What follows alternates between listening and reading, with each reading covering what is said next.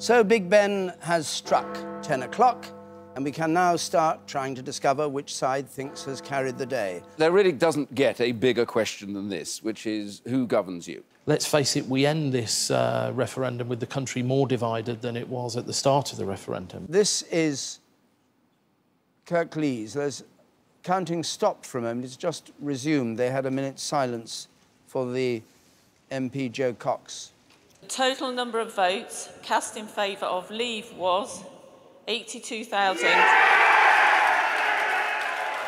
There are people in this town who have not voted, in this city, not voted since 1983, not voted, in other words, since the days of Margaret Thatcher, who came out, as they put it, and this was people on both sides, to kick the establishment. I think this referendum has unleashed all sorts of stuff. It's why I always thought it was a bad idea to have it. And that sounds arrogant. Don't let the people decide. Yeah. Wait a minute. But more than sound arrogant. We've got more news about the pound, Kamal.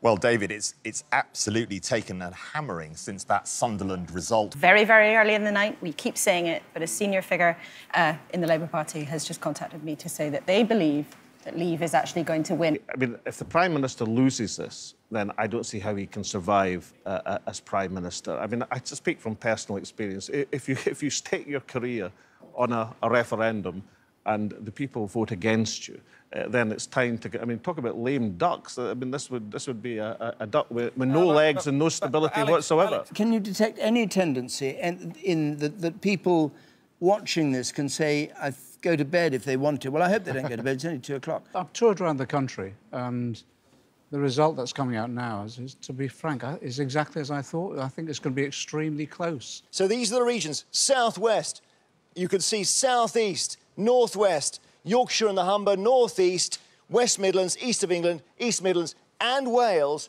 all going for Leave. Now, if that isn't a portrait of a divided country on this one issue, I don't know what is. I hope this victory brings down this failed project and leads us to a Europe of sovereign nation-states trading together, being friends together, cooperating together, and let's get rid of the flag, the anthem, Brussels and all that has gone wrong. Figures on our now sunlit House of Commons. The Leave campaign on 16,835, and that's winning post was 16,776,000. So they've just reached that point and they remain just not quite there, and still a little grey bit to be filled in, but Leave in blue have already crossed the line.